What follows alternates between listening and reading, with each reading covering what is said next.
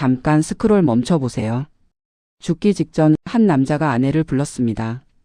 그리고 하얀 봉투 하나를 건네며 말했습니다. 이거 꼭 정훈이한테 전해줘.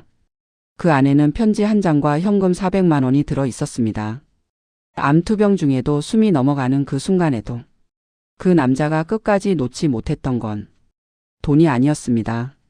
40년 우정 앞에서 지키고 싶었던 단 하나의 약속이었습니다. 40년 우정에 빚 죽어서도 갚으려 했던 친구. 사람과 사람 사이에 존재하는 가장 깊은 신뢰는 말로 쌓이는 것이 아닙니다.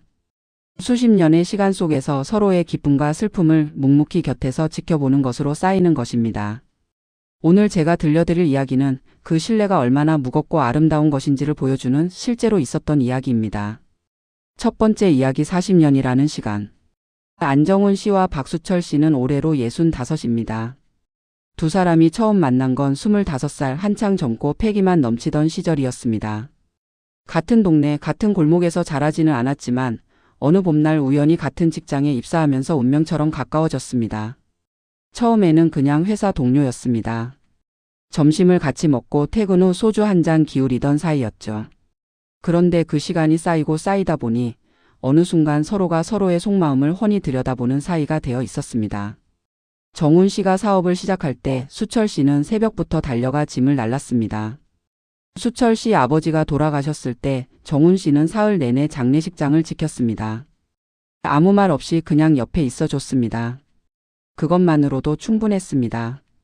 40년이라는 세월은 두 사람을 그런 사이로 만들어 놓았습니다. 말하지 않아도 알고 눈빛 하나로 통하는 그런 사이. 세상에서 가장 가까운 피를 나눈 형제보다 더 형제 같은 친구. 두 번째 이야기 4천만 원이라는 무게. 세월이 흐르면서 두 사람의 형편은 조금씩 달라졌습니다. 정훈 씨는 작지만 안정된 중소기업을 꾸려가며 단단하게 자리를 잡았습니다. 직원이 수십 명이나 되는 큰 회사는 아니었지만 흔들림 없이 매년 성실하게 운영해온 회사였습니다. 그 안에는 정훈 씨의 땀과 인내가 켜켜이 쌓여 있었죠. 반면 수철 씨는 살아오면서 여러 번 쓰러졌습니다. 사업을 해보기도 하고 이것저것 도전해봤지만 번번이 뜻대로 되지 않았습니다. 중년이 넘어서는 경비 일을 시작했습니다. 새벽에 나가 밤늦게 들어오는 고된 일이었지만 수철 씨는 불평 한마디 하지 않았습니다. 그저 묵묵히 하루하루를 살아갔습니다. 그러던 어느 날 수철 씨에게서 연락이 왔습니다. 평소와 다름없는 목소리였지만 어딘가 머뭇거리는 기색이 느껴졌습니다. 정훈아, 나 부탁 하나만 해도 되나? 40년 지기 친구에게서 그런 말을 듣는다는 건 보통 일이 아닌 겁니다. 수철 씨는 살면서 친구에게 손을 내밀어 본 적이 거의 없는 사람이었거든요. 그 한마디에 정훈 씨는 가슴이 철렁했습니다.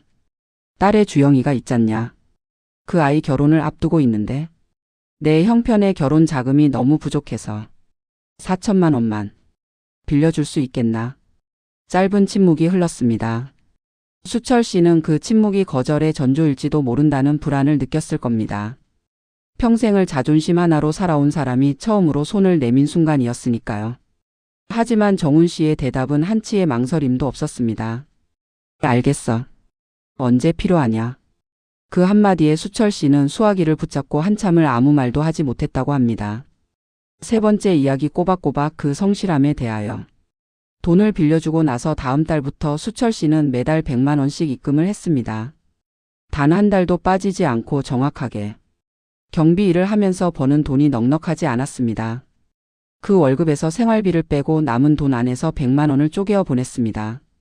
어떤 달은 아마 생활이 너무 빠듯했을 겁니다. 그래도 수철 씨는 그 돈을 빠뜨린 적이 없었습니다. 정훈 씨는 매달 그 입금 내역을 보면서 마음이 무거워졌습니다. 빌려준 돈이니 받는 게 맞는 일인데 왜인지 받을 때마다 미안한 마음이 들었습니다. 한 번은 전화를 걸어서 말한 적도 있었습니다. 수철아, 천천히 갚아도 돼. 급하지 않아.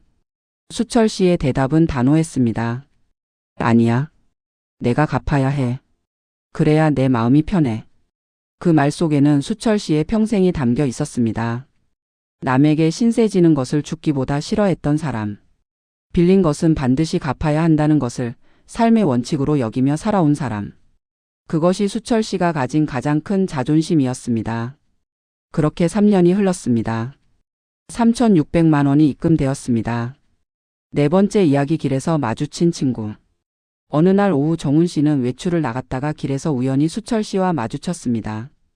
반가운 마음에 손을 들어 부르려는 순간 정훈 씨는 그 자리에 굳어버렸습니다. 수철 씨가 너무나 달라져 있었습니다. 볼이 푹 꺼지고 눈이 움푹 들어가 있었습니다. 걸음걸이도 전과는 달리 느리고 힘이 없었습니다. 마치 오래된 나무가 속부터 말라가고 있는 것처럼 그 야임이 예사롭지 않았습니다. 수철아, 너 어디 아프냐? 정훈 씨의 목소리에 진심 어린 걱정이 담겨 있었습니다.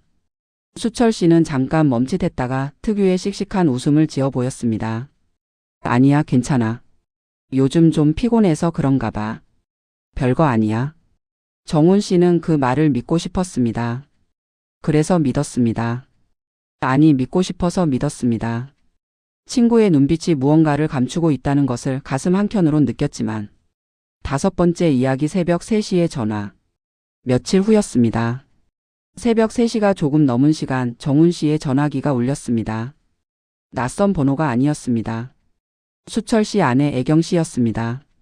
이 시간에 애경 씨가 전화를 한다는 것은 정훈 씨는 전화를 받기도 전에 이미 알았습니다. 무언가 잘못되었다는 것을. 여보세요? 수화기 너머로 울먹이는 목소리가 들려왔습니다. 정훈 씨. 우리 수철 씨가 갔어요. 정훈 씨는 그 자리에서 한동안 말을 잇지 못했습니다. 췌장암이었습니다. 그것도 이미 말기 상태였다고 합니다. 수철 씨는 알고 있었던 겁니다. 길에서 만났던 그날 이미 자신이 오래 살지 못할 것을 알고 있었던 거죠. 하지만 친구에게 걱정을 끼치기 싫어서 아무렇지 않은 척 웃었던 겁니다. 그 웃음이 얼마나 무거웠을까요? 여섯 번째 이야기 하얀 봉투. 정훈 씨는 급히 장례식장으로 달려갔습니다. 눈이 퉁퉁 부은 애경 씨가 영정 사진 앞에 앉아 있었습니다. 정훈 씨가 헌화를 하고 두 손을 모아 절을 올렸습니다. 사진 속 수철 씨는 평소처럼 환하게 웃고 있었습니다. 그때 애경 씨가 자리에서 일어나더니 조심스럽게 하얀 봉투 하나를 들고 왔습니다. 정훈 씨, 이거 수철 씨가 꼭 전해달라고 했어요. 꼭이요. 봉투를 받아든 정훈 씨의 손이 떨렸습니다. 집으로 돌아와 봉투를 열었습니다. 편지 한 장, 그리고 현금 400만 원. 글씨가 조금 흔들려 있었습니다. 아마 몸이 많이 힘든 상태에서 썼을 겁니다. 그래도 한 글자 한 글자 정성껏 눌러 쓴 것이 느껴졌습니다. 친구야. 그동안 정말 고마웠다. 내가 이 빚을 다 갚지 못하면 눈을 편히 감을 수가 없을 것 같아서. 마지막 400만 원 꼭 받아줘. 고마웠어. 미안했어. 사랑했어, 친구야. 정훈 씨는 그 편지를 읽고 또 읽었습니다. 얼마나 울었는지 모릅니다. 이 사람은 죽어가는 순간에도 친구에게 짐이 될까봐 걱정했던 겁니다. 이 사람은 숨이 붙어 있는 마지막 순간까지 자신의 약속을 지키려 했던 겁니다. 일곱 번째 이야기 받을 수 없는 돈. 다음 날 정훈 씨는 봉투를 들고 애경 씨를 찾아갔습니다. 형수님, 이건 못 받겠습니다. 도로 가져가세요. 애경 씨는 단호히 고개를 저었습니다. 안 돼요. 수철 씨가 그렇게 하면 안 된다고 했어요. 정훈 씨가 꼭 받아야 한다고, 그래야 자기가 편히 갈 수 있다고 했어요. 이건 수철 씨의 마지막 부탁이에요. 두 사람은 한참을 그 자리에서 실랑이를 했습니다. 한 사람은 주려 하고 한 사람은 받으려 하지 않고. 결국 정훈 씨가 봉투를 들고 돌아왔습니다. 집에 앉아서 한참을 생각했습니다. 이 돈을 어떻게 해야 할까? 수철이의 마지막 마음이 담긴 이 돈을. 그리고 정훈 씨는 마음을 정했습니다. 마지막 이야기 500만 원짜리 선물. 수철 씨의 딸 주영이가 조만간 아이를 낳을 예정입니다. 정훈 씨가 사랑했던 친구의 손자 혹은 손녀가 이 세상에 태어나는 날. 정훈 씨는 그날 수철 씨가 남긴 400만 원에 자신의 돈 100만 원을 더 보태어 500만 원을 주영이에게 전해줄 생각입니다. 이건 내 아버지가 내 아이에게 주는 첫 번째 선물이야. 그 한마디와 함께 수철 씨는 세상을 떠났지만 그의 정직함과 성실함, 그리고 끝까지 지키려 했던 약속은 이렇게 다음 세대에게로 흘러갑니다. 40년의 우정이 낳은 것은 돈이 아니었습니다. 신뢰였습니다. 그리고 그 신뢰는 한 사람이 세상을 떠난 후에도 사라지지 않고 이렇게 남아 있습니다. 에필로그. 여러분, 돈은 빌려줄 수 있습니다. 시간도 빌려줄 수 있습니다. 하지만 40년의 세월 동안 쌓인 신뢰는 세상 어떤 것과도 바꿀 수 없습니다. 오늘 이 이야기를 들으시면서 여러분 곁에 있는 소중한 사람을 한번 떠올려 보시길 바랍니다.